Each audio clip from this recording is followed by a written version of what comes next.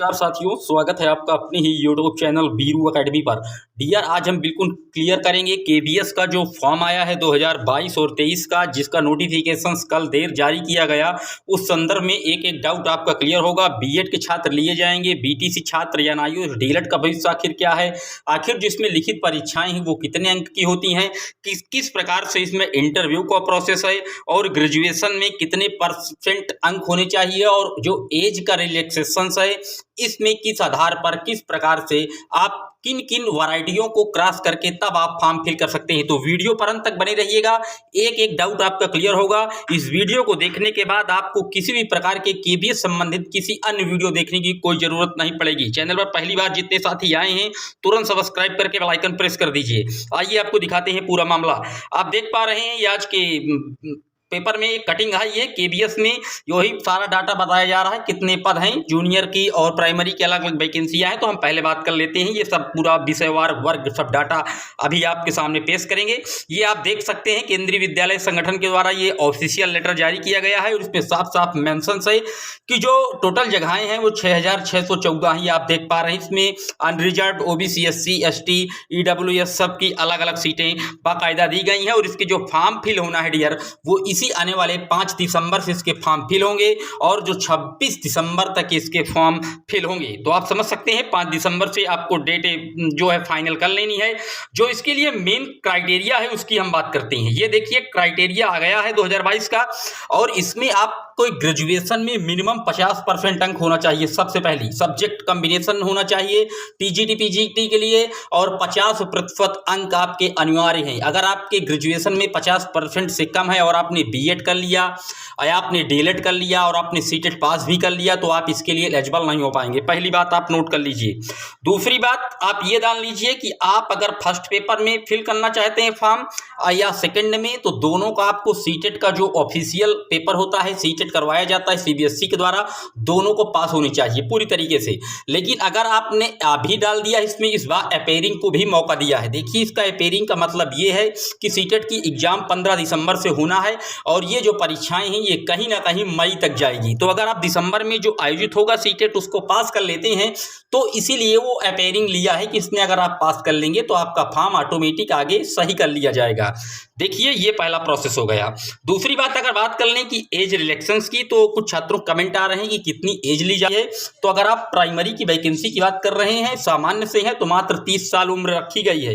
Librarian 35 साल, TGT और अन्य में लगभग 40 साल रखी गई है। लेकिन प्रिंसिपल वाइस प्रिंसिपल में भी 40 से 45 साल है। लेकिन प्राइमरी में जो अनरिजर्व की उम्र है वो महज 30 साल रखी गई है, जो कि कुछ छात्रों के कमेंट आ रहे थे कि सर काफ़ी कम है, कोरोना के समय में इस वैकेंसियाँ केबीएस की नहीं आ पाई हैं, तो इसको एज रिलैक्सेशन में कुछ 2-4 वर्ष और बढ़ाना चाहिए। तो ऐसा कुछ नहीं दिया गया है। जो आरक्षण का लाभ है वो बाकायदा मिलेगा। ईडब्ल्यूएस कैंडिडेट पूरा आरक्षण पाएगा, लेकिन उसको ये ग्रेजुएशन वाले 50% में किसी भी प्रकार का कोई आरक्षण नहीं मिलेगा। ये पहली बात आप एकदम नोट डाउन कर लीजिएगा। अगर आपके ग्रेजुएशन में 50% से अंक कम है तो आप इसके लिए पूरी तरीके से अपात्र हैं। ये परीक्षा 150 अंक की होती है और 150 अंकों के बाद इसमें इंटरव्यू का चयन किया जाता है। इंटरव्यू किस बेस पर लेते हैं? इंटरव्यू में इंग्लिश में ज़्यादा क्वेश्चन अटेम्प्ट किए जाते हैं। जो सारी बातें होती हैं केबीएस की वो इंग्लिश में ही कराई जाती हैं। तो जब आप लिखित परीक्षा में पास होंगे तो आपको इंटरव्यू के लिए हायर किया जाता है। ये केंद्रीय विद्यालय संगठन की तरफ से निकाली गई वैकेंसियां हैं और इसमें एनआईओएस जो डीएलएड के अभ्यर्थी हैं वो भी पूरी तरीके से पात्र हैं। देखिए जब केंद्र की तरफ से कोई वैकेंसियां निकाली जाती हैं तो उसमें जो राज्य के नियम होते हैं वो लागू नहीं होते।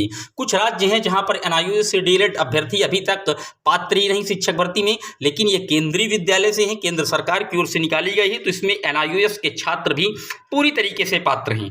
इसकी जो परीक्षाएं होना है डियर, मैं बता दूं वो ऑनलाइन मोड में होंगी। इसमें साफ साफ मेंशन कर दिया गया है the recruitment conduct through CBT, computer based test होगा।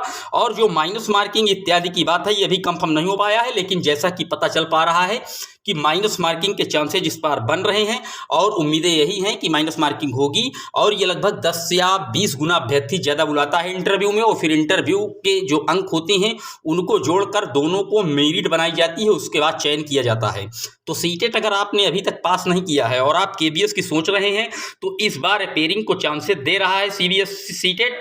तो आप सीटेट का फॉर्म अगर फिल किए हैं तो आप तुरंत पास कर लीजिएगा। आप जैसे ही पास करेंगे, ये परीक्षाएं आपकी जो केबीएस की हैं ये मई तक चली जाएंगी अभी तक, और दिसंबर में इसका अगर सीटेट का पेपर स्टार्ट हो गया दिसंबर जनवरी में तो फरवरी तक कंडक्ट हो जाएगा, और मार्च में रिजल्ट भी आ जाएगा और आप जो है कहीं ना कहीं जो केबीएस की वैकेंसी में पात्र हो जाएंगे डियर।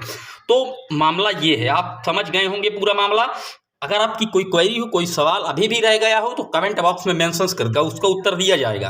कुछ लोगों की ये भी कमेंट आने लगते हैं कि सर इसमें केबीएस ने स्पष्ट कर दिया है कि जो बीएड के छात्र हैं उनका जो मैटर है वो सुप्रीम कोर्ट के अधीन होगा। देखिए ये सारी बातें हर वैकेंसियों में होती हैं कि कोई कोर्ट के अधीन है कोई क्या है, लेकिन पूरी तरीके से बीएड केबीएस में पात्र है, एनआईओएस डीएलएड भी पात्र है।